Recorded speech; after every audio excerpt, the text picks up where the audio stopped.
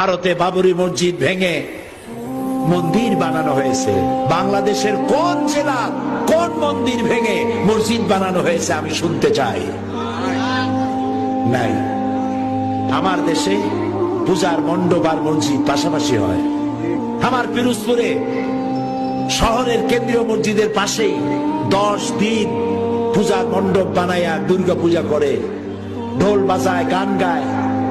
কোন মুসলমান বলে না মসজিদের পাশে ঢোল বাজাইতে পারবে না।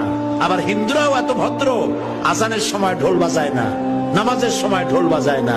রোজার পূজা একসাথে হয়েছে, ওরা রোজা ডিস্টার্ব করে নাই আর মুসলমানেরা পূজা ডিস্টার্ব করে নাই। খালি কয় ঠিক আলহামদুলিল্লাহ কইতে পারো না?